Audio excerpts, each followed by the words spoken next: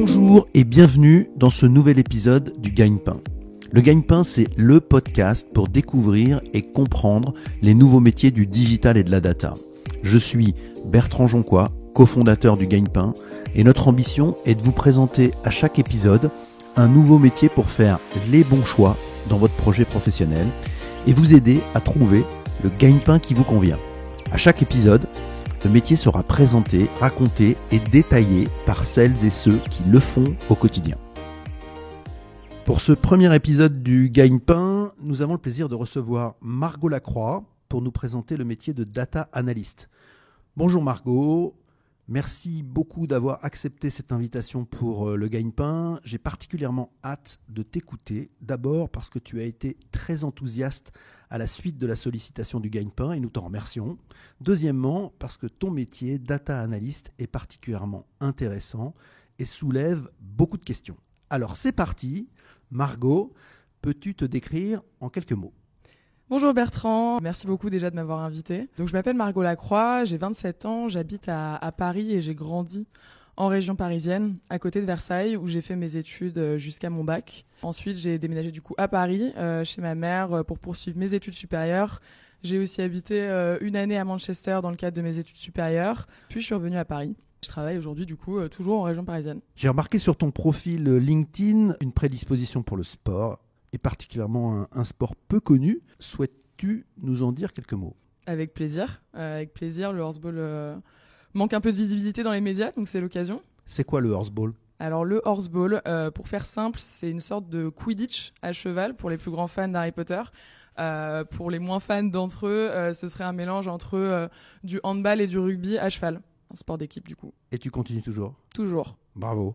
Peux-tu nous présenter maintenant ton parcours professionnel, stage, alternance, premier job ? Tout à fait.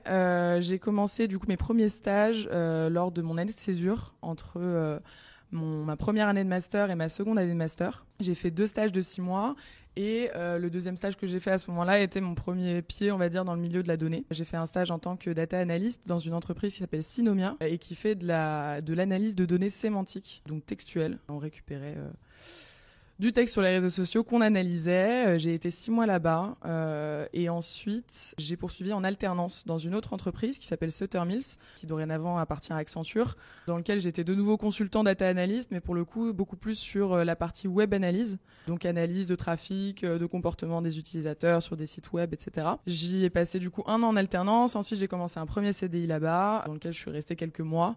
Et j'ai ensuite quitté cette entreprise pour me rendre chez La Fourchette, en tant que data analyst toujours, entreprise dans laquelle je suis depuis bientôt 2 ans maintenant. Alors, parlons-en. Dans quelle entreprise travailles-tu ? Peux-tu expliquer ça ? Et puis, quel est ce métier ? Bien sûr. Donc La Fourchette, pour ceux qui ne connaîtraient pas, d'ailleurs La Fourchette s'appelle dorénavant The Fork, pardonnez-moi.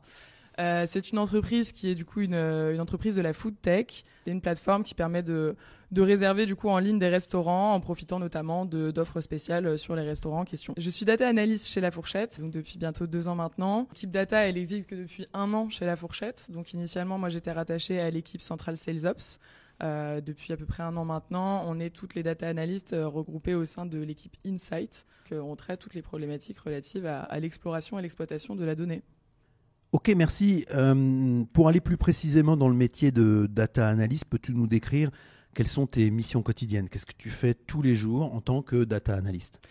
Alors, il y a 2 choses principales, je dirais, qui composent mon métier. La première, ça va être la mise à disposition de la donnée auprès des équipes qui en ont besoin. Nous, on travaille en fait pour les autres équipes de La Fourchette, les sales, le marketing, le produit et à peu près toutes les équipes en fait qui existent, qui elles vont avoir besoin de récupérer et de suivre un certain nombre de métriques au jour le jour, métriques qui sont pas forcément toutes disponibles au sein de la même plateforme. Et nous, notre but, c'est que ces équipes soient à même de consulter cette donnée tous les jours de manière autonome, donc sans avoir besoin d'action de notre part. Et donc pour ça, on leur construit des dashboards, des tableaux de bord qu'on leur met à disposition dans notre outil qui s'appelle Tableau.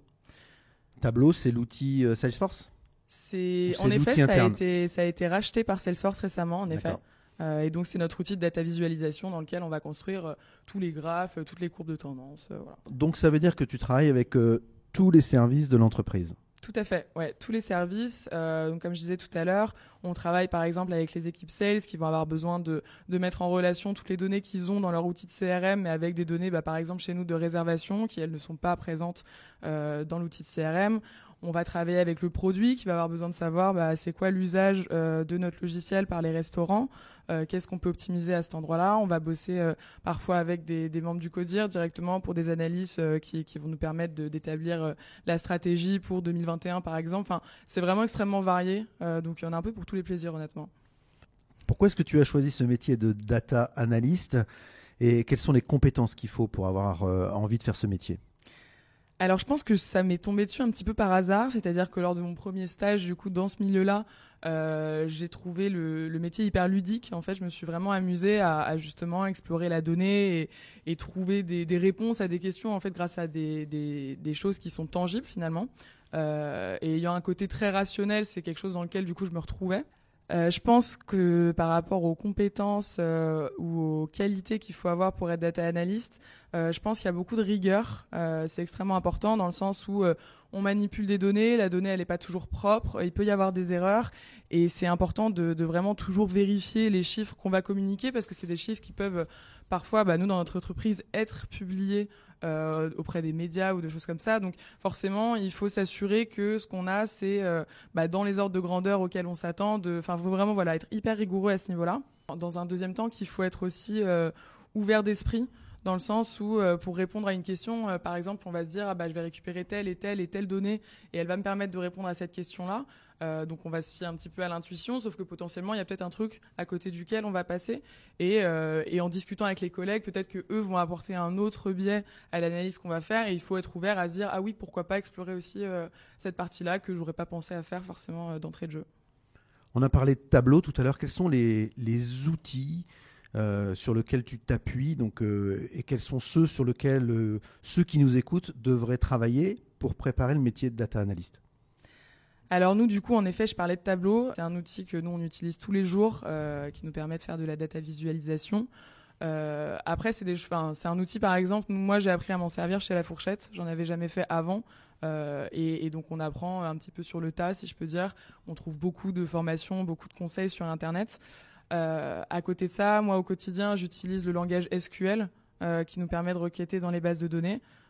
C'est un langage qui est relativement simple, c'est assez logique et pareil, on trouve de la documentation absolument partout sur Internet. Si jamais on veut se former, il y a plein de tutos qui existent, donc c'est quand même assez accessible. Et de plus en plus, on utilise Python.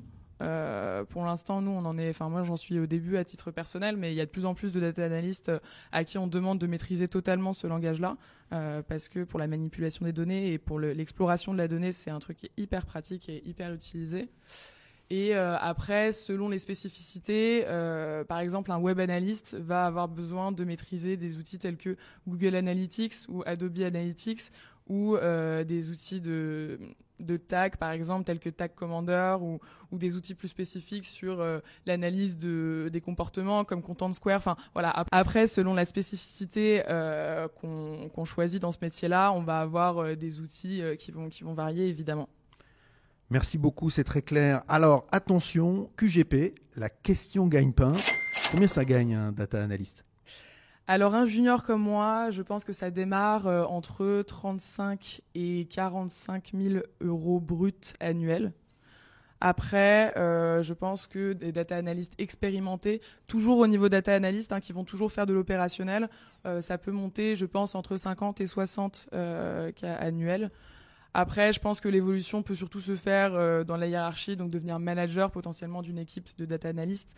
Et là, pour le coup, je connais moins les grilles de salaire. D'accord. Il y a des primes ? Il y a des primes. En tout cas, il y a de l'incentive dans ce métier ? Ça va plus être des incentives, en tout cas je parle à titre personnel, mais qui sont basés sur les résultats de l'entreprise. Je sais que nous, on a un système de bonus qui se base en partie sur les résultats de l'entreprise, mais qui se base aussi évidemment sur nos objectifs individuels et qui vont donc mettre en avant les réussites personnelles de chacun. Donc un peu de prime quand même. Un petit peu, ouais. D'accord. Quelles sont les difficultés que tu as rencontrées dans ce métier ou les défis que tu as eu à relever ? Moi, je vois deux difficultés principales dans ce métier-là. La première, c'est de travailler avec de la donnée qui n'est pas toujours propre. C'est-à-dire qu'on va être obligé parfois de trouver des proxys pour pouvoir répondre aux questions du business, même si on n'a pas exactement la donnée qui nous permettrait de répondre à cette question. On va trouver un à peu près, on va trouver quelque chose qui n'est pas exactement ce qu'on voulait, mais qui va s'en approcher. Donc c'est une donnée un peu différente de celle qu'on aimerait avoir, mais qui permet de répondre à la question. Exactement. Je pense qu'il faut être pragmatique vraiment dans ce métier. Et parfois, si on n'a pas ce qu'on rêverait d'avoir, on va trouver un à peu près qui permettra tout de même de répondre à la question. La deuxième difficulté que je vois, c'est de travailler avec des personnes qui vont avoir une intuition par rapport à ce qu'ils s'attendent à trouver dans la donnée et finalement de trouver quelque chose qui ne va pas forcément dans ce sens. Dans ce cas-là, il faut trouver les mots et trouver les moyens de les raisonner et d'utiliser la donnée finalement à bon escient. Donc là, c'est pas la donnée, c'est la compréhension de la donnée qui peut parfois être compliquée à faire passer, quoi. Ouais, je pense qu'il y a une pédagogie à faire et c'est important de sensibiliser les gens. Ok. Quelle est la tâche qui te plaît le moins ? Alors la tâche qui me plaît le moins au quotidien, je dirais que c'est la partie dashboarding. J'ai beaucoup appris en arrivant chez La Fourchette justement sur le logiciel qu'on utilise, Tableau. Et ça a été une super opportunité de me former là-dessus. Maintenant, construire des tableaux, c'est souvent un petit peu redondant. C'est toujours un petit peu le même process. On construit le dataset, après on construit la vise, etc. Et ça devient un petit peu répétitif. Donc c'est vrai que c'est la tâche que je préfère le moins faire par rapport à justement faire des analyses ad hoc pour répondre à des questions spécifiques du métier, aller explorer la donnée. Ça, pour le coup, c'est une partie qui est beaucoup plus ludique et que je préfère faire. Est-ce que tu vois des différences entre ce que tu imaginais de ce métier et ce que tu fais réellement tous les jours ? Je retrouve à peu près ce à quoi je m'attendais, la partie exploration de la donnée, la partie un petit peu partir à l'aventure finalement pour trouver des réponses et parfois être surpris. Enfin, tout ça, je m'y attendais un petit peu. Il y a un côté aventurier un peu dans ce que tu décris. Ouais, vraiment. Vraiment, on part à la recherche en fait. Parfois, c'est ce que je disais tout à l'heure. Parfois, on a une intuition, mais potentiellement, elle va être complètement bouleversée par ce qu'on trouve dans la donnée. Et je trouve ça hyper intéressant parce que c'est des apprentissages qu'on trouve à partir de choses qui sont tangibles. Et c'est ça que je trouve top avec la donnée. Est-ce qu'il y a un échec important qui pourrait être utile aux gens qui nous écoutent ? Je pense qu'en termes d'échecs, ce qui a été le plus compliqué pour moi, ça a été lorsque j'étais consultante, de remplacer d'autres consultants chez des clients et de me contenter un petit peu de poursuivre ce qu'ils avaient déjà fait sans forcément chercher à challenger, sans forcément chercher à aller plus loin. Et c'est vrai que du coup, c'est pas tellement que je me reposais sur leur laurier, c'est plus que je pense que je manquais un petit peu de confiance en moi, je pense que je manquais un petit peu d'expérience. Et de fait, j'ai juste perduré un petit peu leur travail sans chercher à aller plus loin. C'était plutôt de l'insatisfaction en fait. Oui, je dirais que c'est une insatisfaction personnelle. Après, j'ai fait avec ce que je pouvais faire à ce moment-là. Mais c'est vrai que si c'était à refaire, je pense que je prendrais plus de recul et j'essaierais un petit peu de plus penser avec un œil neuf, ce que j'ai pas forcément fait. J'ai vu pas mal de certifications professionnelles sur ton profil LinkedIn.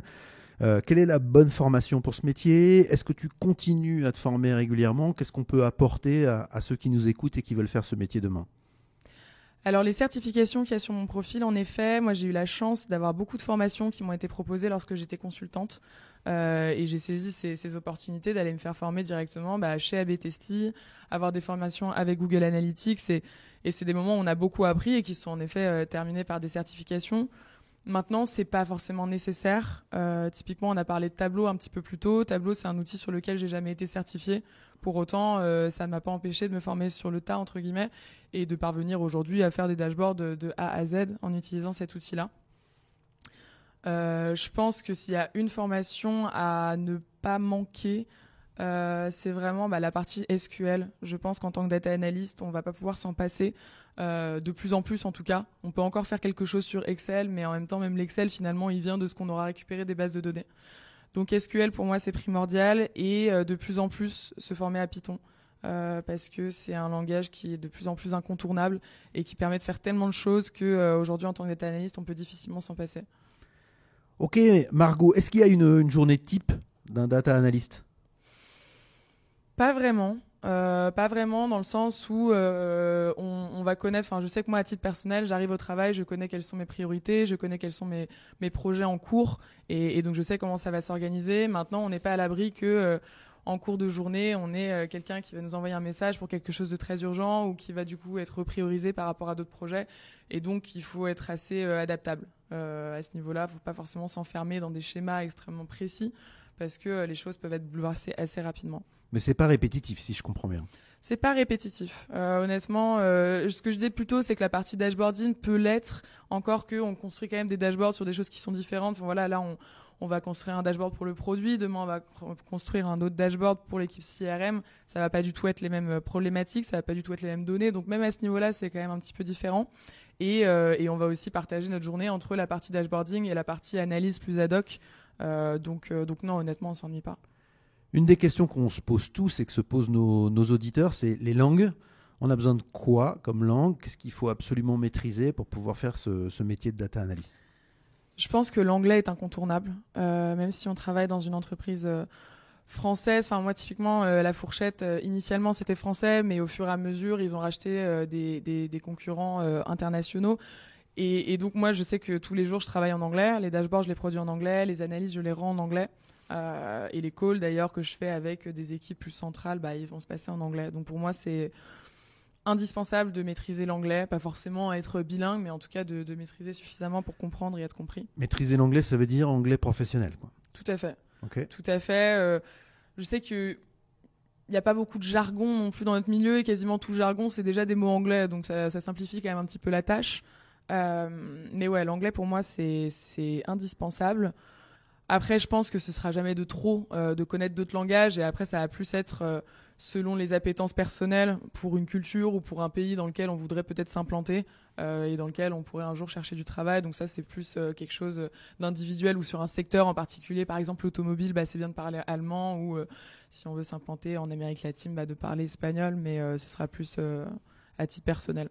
Ça nous amène à la culture, tout ça. Et la question suivante, c'est quoi le mode de vie d'un data analyst? Et quand je dis mode de vie, ça veut dire Paris, province, mobilité à l'étranger, horaire. Voilà. Comment ça se passe, le mode de vie pour nos auditeurs? Alors le mode de vie, je dirais qu'il n'y en a pas qu'un, dans le sens où moi je vois déjà, ne serait-ce que parmi mes collègues, on ne travaille pas tous exactement de la même manière. J'ai des collègues qui travaillent à distance depuis Lyon, depuis Grenoble, et qui sont venus du coup quelques fois, on va dire une fois par mois, pour nous rencontrer, parce qu'évidemment se voir en physique c'est quand même beaucoup mieux et ça simplifie beaucoup les échanges.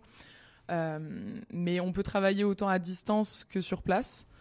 Et d'ailleurs, c'est ce qu'on fait avec la plupart de nos équipes. Il y en a qui sont à Barcelone, il y en a qui sont en Australie, etc. Donc on trouve toujours un moyen. Après, en termes de journée, nous, on va avoir des journées qui vont se faire à peu près entre 9h et 18-19h. Maintenant, on est assez libre quand même de s'organiser en termes d'horaire. Tant que le travail est fait, finalement, personne va regarder. Ça nous arrive de nous absenter parce que, je sais pas, on a un rendez-vous ou autre. C'est pas des métiers où, a priori, on va être surveillé sur l'horaire. Après, ça dépend évidemment des entreprises, j'imagine. Une des questions qu'on se pose aussi particulièrement pendant cette période, c'est le télétravail. Ce métier est complètement compatible avec le télétravail? Totalement. Et les derniers mois l'ont prouvé. Nous, on est passé d'un mode où on était tous à peu près au travail, sauf exception. Même si le télétravail était vraiment favorisé chez La Fourchette, il n'y a jamais eu de souci à ce niveau-là. Là, on est passé en mode 100% télétravail pour tout le monde. Et en fait, on est totalement équipé pour le faire. Toutes les plateformes qu'on utilise sont accessibles à distance. On a tous un VPN qui est installé sur notre téléphone, qui nous permet d'avoir accès aux données privées, on va dire, de l'entreprise. Donc non, tout est fait, je pense, de plus en plus et dans toutes les entreprises pour que le télétravail soit favorisé et que les gens puissent travailler d'où ils veulent. Déplacement ou pas? Est-ce qu'il y a déplacement chez d'éventuels clients, déplacement à l'étranger dans d'éventuelles filiales? Ça bouge? Alors moi, quand j'étais consultante, du coup, j'allais du coup chez les clients. Soit en régie, donc 5 jours sur 5, j'étais totalement chez le client comme si c'était mon entreprise finalement, soit de temps à autre, 2-3 jours sur 5, ça dépendait. Là, depuis que je suis chez La Fourchette, j'ai plus de clients extérieurs forcément, mais étant équipe centrale, ça m'est arrivé de me déplacer à Barcelone pour aller rencontrer des équipes locales là-bas, ou à Milan, ou à Nantes, où on a une partie de notre équipe data. Tous nos data engineers se trouvent à Nantes et du coup, on se rend parfois dans les locaux de Nantes pour rassembler l'équipe et discuter de problématiques ou d'autres avec cette équipe-là. Alors Margot, pour aller plus loin, pour les auditeurs du Gagne-Pain, quels seraient tes conseils pour ceux qui souhaitent se lancer dans le métier de data analyst? Mon conseil pour ceux qui sont pas forcément encore dans le métier, ça va être de s'intéresser aux différents pans du métier qui existent. On en parlait un peu plus tôt, certaines personnes vont être web analystes, d'autres vont être business analystes, d'autres vont être analystes produits. Je pense que ça dépend un petit peu des appétences de chacun. Voir la différence entre ce qui pourrait vous plaire le plus, potentiellement. Mon deuxième conseil, ce serait d'être curieux, une fois qu'on est dans le métier. Et même avant d'ailleurs, c'est un métier dans lequel tout évolue très vite. Le secteur est extrêmement dynamique. Il va y avoir des nouvelles technos qui vont sortir, des nouveaux outils. Il va y avoir des nouvelles manières de faire les choses. Il y a beaucoup de concurrence dans ce milieu-là, donc potentiellement un concurrent va sortir un nouveau feature ou un nouvel outil, un nouveau produit. C'est hyper important d'être à l'affût de ce genre de choses parce que ça peut faire gagner du temps, parce que ça peut donner des nouvelles idées et parce que ça peut donner lieu à des innovations. Donc être hyper curieux, je pense que c'est important. En conclusion, Margot, qu'est-ce que tu souhaites ajouter à ceux qui nous écoutent et qui veulent entreprendre cette idée de devenir data analyst ? Ce qui est top dans le métier de data analyst, c'est que c'est un métier qui existe dans tous les secteurs. Si vous êtes passionné d'automobile, vous trouverez forcément un travail dans une entreprise de ce secteur-là. Si vous êtes passionné de la food tech, si vous êtes passionné, quels que soient vos centres d'intérêt, vous trouverez forcément un métier de data analyst dans une entreprise dans laquelle vous avez envie de travailler et qui réunira potentiellement vos passions. Donc lancez-vous, foncez, renseignez-vous et franchement, c'est un métier dans lequel on s'amuse. Et il y a du potentiel, si je comprends bien. On va en trouver de plus en plus. Clairement, il y a de la main-d'œuvre nécessaire. Il y a toujours plus besoin de data analystes. Rien que nous, chez La Fourchette, je sais qu'on recrute régulièrement des nouveaux data analystes. Donc, ouais, il y a de l'offre. Vraiment, c'est pas du tout un secteur bouché, bien au contraire. Et alors, dernière question, quelles sont les évolutions qui sont possibles pour toi ? Comment évolue un data analyst ? Moi, je dirais que je vois deux évolutions. Pour ma part, dans un premier temps, j'aimerais évoluer de manière horizontale, me spécialiser un petit peu plus justement sur l'analyse produit, les usages des produits, comment développer des features qui vont convenir aux différents typologies de clients qu'on peut avoir. Donc vraiment, cette partie-là m'intéresse beaucoup. Et dans un second temps, peut-être évoluer de manière plus verticale et devenir manager, pourquoi pas, d'une équipe de data analyst. Et déléguer les tâches que tu aimes le moins ? Peut-être déléguer les tâches que j'aime le moins, en effet. Merci beaucoup, Margot. Avec plaisir. À bientôt. Merci beaucoup d'avoir écouté ce nouvel épisode du Gagne-Pain. Si vous aimez le Gagne-Pain, laissez-nous 5 petites étoiles sur Apple Podcasts ou sur votre application de podcast ou de streaming préférée. N'oubliez pas de vous abonner au Gagne-Pain. Vous pouvez nous écrire et nous envoyer vos suggestions et vos commentaires sur legagnepain.com. Retrouvez-nous également sur les réseaux sociaux pour suivre notre actualité. À bientôt pour un nouvel épisode du Gagne-Pain.